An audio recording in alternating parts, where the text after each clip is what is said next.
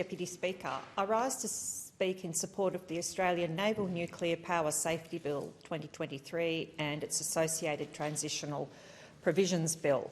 And, Deputy Speaker, this bill represents the latest of the many legislative reforms required to implement the AUKUS security arrangements between Australia, the United Kingdom and the United States.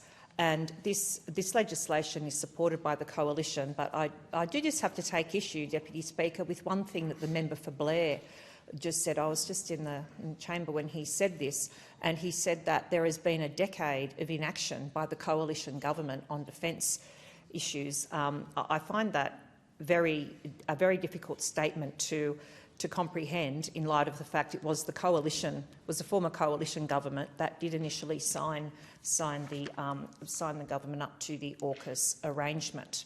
So I do commend the federal government for continuing the work that was initiated by the former Coalition government on the AUKUS partnership for the defence and national security of Australia.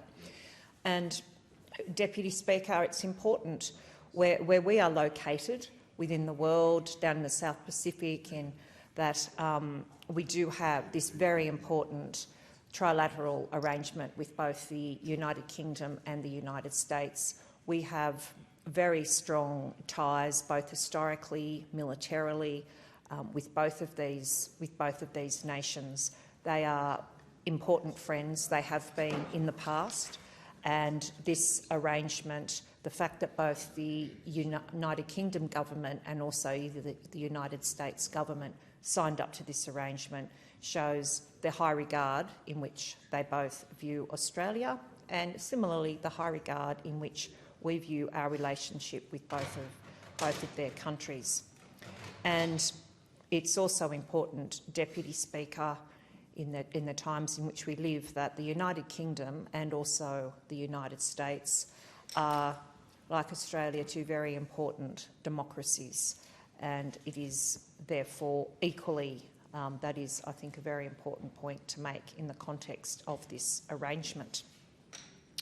And this arrangement, when it was put into place, when it was signed, it was said that it was done to ensure the future defence and national security of Australia. And, Deputy Speaker, we know that a government's most important priority is the safety and security of its citizens.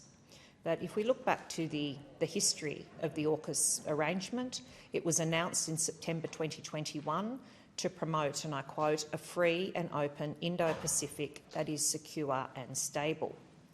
And in the joint statement that was released by Australia, the United States of America and the United Kingdom in March last year, it was said, and I quote, "For more than a century, our three nations have stood shoulder to shoulder along with other allies and partners to help sustain peace, stability and prosperity around the world, including in the Indo-Pacific. We believe in a world that protects freedoms and respects human rights, the rule of law, the independence of sovereign states and the rule-based international order. The steps we are announcing today will help us to advance these mutually beneficial objectives in the decades to come."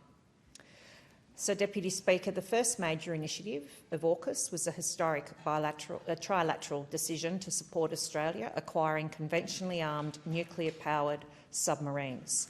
This involves the manufacture of at least 3, maybe 5, nuclear-powered submarines, and these are to be built in Adelaide.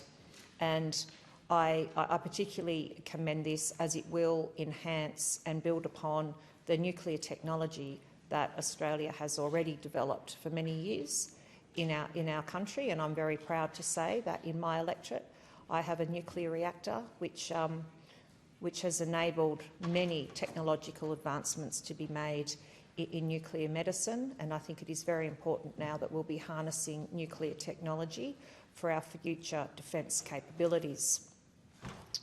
And when it was outlined, the AUKUS nuclear-powered submarine pathway, I'll just take this place briefly through that.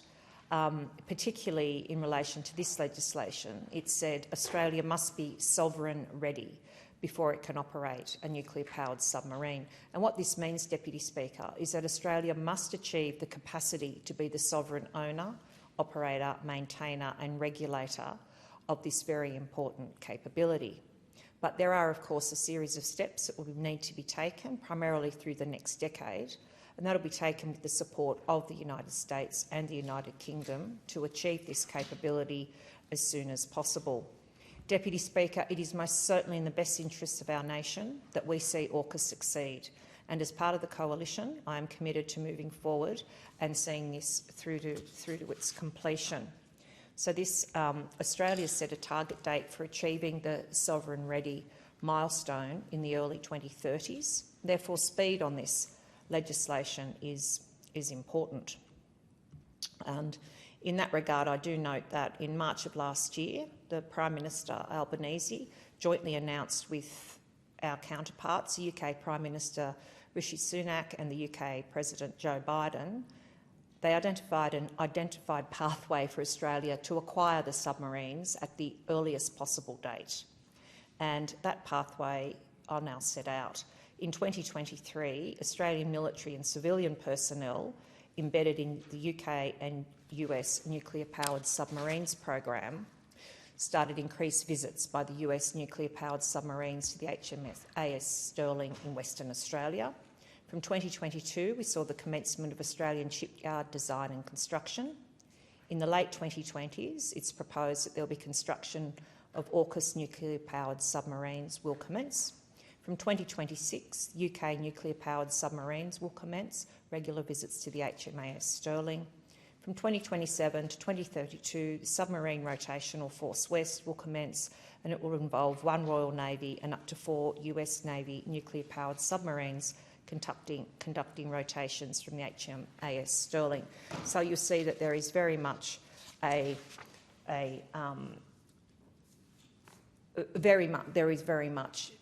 trilateral support for this, not just having been signed in a document, but also on the ground from our and we'll be utilising the expertise that has been developed by our UK and US friends. So, and these bills are a very important step in the giant leap that we must now take towards becoming a nation that can operate nuclear submarines. So I'll just turn briefly to the particulars of the legislation, Deputy Speaker. It essentially enables or establishes a new regulator, the Australian Naval Nuclear Power Safety Regulator, and that regulator would be able to grant Australian naval nuclear power safety licences to Commonwealth-related persons for a series of regulated activities in designated zones. The regulator will have a series of compliance and enforcement powers, and it will sit within the Department of Defence, which is appropriate. I note that the Greens have some issue with that, but I think that the Greens should listen to the two major parties on anything defence-related. And also the Minister of Defence will be able to give the Australian Naval Nuclear Power Safety Regulator directions as was necessary in the interests of national security and in the event of an emergency. And the regulator will broadly be responsible for three main areas. It'll be granting the nuclear power safety licences, it'll be responsible for monitoring and enforcing compliance with nuclear safety duties, and it will also be responsible for promoting nuclear safety of AUKUS submarine-related activities. So these are all roles, Deputy Speaker, that are entirely appropriate when we are moving into a new world as we are, and it is very important that this is done by an appropriate regulator. And so, Deputy Speaker, to conclude, this is very important legislation. It builds on an important relationship for Australia.